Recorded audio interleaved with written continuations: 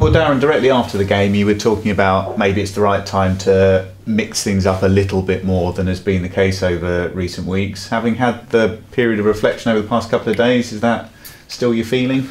Yeah, I mean, I feel that with the run we've been on, and I have to analyse the last, well, all the games, but obviously the last period where we've not been getting results, we've stopped scoring goals. So I've done that over the weekend, and you know, tomorrow night, obviously, I've got a decision to make, and certain formations, personnel, things like that. But I've got the flexibility to freshen the team up. I really do, because I've got Thompson back, Dembele's back, so at least I've got those options. Yeah, and as you say, having had the run that you've had, and particularly the lack of goals, because if you keep falling behind in games, psychologically that's hard. You know you haven't had the goals, it puts you in a difficult position straight off. Yeah, I feel watching back the game Saturday, we're becoming a little bit more too much reactive as opposed to being proactive, and we didn't get going until they scored, and you know, we reacted to falling behind, and then for 30 minutes, I mean, we had 16 shots on the goal. How we have not scored on another day, we get 3 or 4.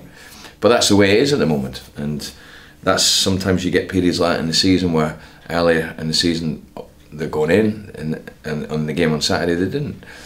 So we have to stay strong, and we have to keep the belief, and I have to, like I've just said earlier, analyse all the games where we've not been scoring and find out and pick a team and pick a formation that can hopefully change that. Can you see threads within that? I guess part of the problem is, as is always the way with football, if you go 5 or 6 games and you don't get a win, that's not where you want to be. But equally, it's not a huge sample of games when you take into account some of them you do things better than others, and then you've had the red cards as well. Yeah, I mean, everything has to be taken into account. Well, I was focusing on the games, you know, and I look back over the Doncaster game. I thought we were unlucky to lose by 3. Rotherham, yeah, that was a real beating we took. But then even the Lincoln game, the circumstances to that. And it happens in seasons. You get the rub of the green in some parts, and then in some parts you don't. But what I was pleased about on Saturday was the amount of chances we created. We looked like we were going to score goals again, and that was the pleasing and the most positive thing I took out of it. Smodic had a very good debut. I was pleased with him. He created chances, he had chances, he played very, very close to Ivan. So there were some positives I took out of it. And the main one was, at least we started creating chances again, and also the intensity that we played with in the last night, the urgency. That's really what we've been speaking to the players, and I've been speaking to the players about this morning. It's to be a lot more proactive in terms of going into the game. Yeah, and it's an interesting challenge for the 3 new lads coming in, in that ordinarily I'm sure you'd like a bit of time to work on things and make things happen. You haven't really got that time at the moment, so I guess you're saying to them, well, particularly in the case of Reece and Sammy, you made the move to the Championship. Look, you wanted to be there. You're here with us, so show us what you're all about as quickly as you can. Yeah, that's why I'm not a massive fan of bringing loads and loads of players in January, because it's at a stage of the season where you're in the middle of the season. Whereas if you bring players in the summer, you've got that period of pre-season to get them used to the club, get them used to how we play. But when you do it in January, you've just got to hit the ground running, really. So it's been a little bit difficult for them, but they are 3 very good players, and I think they'll make a big difference to us. Yeah, and in the case of Sammy, I think we've already seen, in terms of his personality, you mentioned it the other day, being bubbly, just well up for it. Yeah, he's infectious, the boy. I really like his energy. It's a real positive energy he's got, and I felt he did well to get through the game, because he hasn't been playing a great deal of football. He gave us a bit of a spark. And I think we'll get more out of him the more games we get out of him. Jack and Brownie did better when we changed the formation. They look more comfortable in that. So yeah, I've got some big decisions to make, but still feel I've got a squad capable. The players, you know, I've been in these situations before when you go through a run of games and you can't get a win, and you look at it and analyse it, but I see a team that still have belief in each other. You know, I'm not seeing anything else, especially given that last half hour. I see a team against Gillingham that wasn't a great game, don't get me wrong, we didn't play well, but they fought, they dug in. So I think we're all in agreement that we just need this one to kick-start us again, but I can't keep saying that. It's going to happen very, very soon. I am fully aware of that. Yeah, is there a parallel to the opening week of the season where it wasn't quite happening, and then you changed things around and you managed to get that foothold and away you go? Yeah, but I mean, obviously this is over a longer period. The challenge is right in front of us. Everyone will have written us off. Everyone will say this is typical Peterborough. They fall away. I've got to make sure that doesn't happen. And the way I look into the game tomorrow night is, we just treat it as a game in isolation and try and get back to winning ways, regardless of what we do formation-wise, regardless of what we do personnel-wise. We need to try and get that confidence back into the players, because at the moment there's one or two definitely been affected by the run we've been on. I can see that. Yeah, and it shows how the psychology of it all is so important, in that in an ideal world, as best you can, you want to be seeing this as an opportunity. It's a fantastic opportunity over the remainder of the season, but naturally enough, given the run of form, it's just getting in that brain space, I suppose. Yeah, absolutely, and I feel that, I'm glad we've got a game tomorrow night. We're at home, we've been very strong and good at home.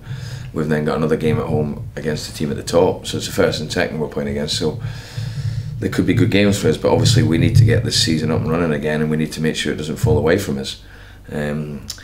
And to get the players back to our level of confidence, the only way to do that is by winning a game, and we may just need a scruffy win to get us going again. Yeah, and interestingly, I guess Wycombe will feel that they've made the first step on that journey. They'll be really hoping that they can turn the win they had at the weekend into two and get that momentum going again. Yeah, they stalled over the Christmas period. They had a poor period, but you have to say that you have to give them a lot of credit to be where they are at this stage, given the resources and things like that. And saying that, they have got some very good players in their team, and the manager's done a great job.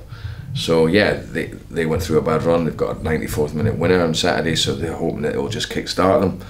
And if you ask me now, I'd take a 94th minute winner if we can get us to kick-started. But I've not lost belief in one myself and also the players.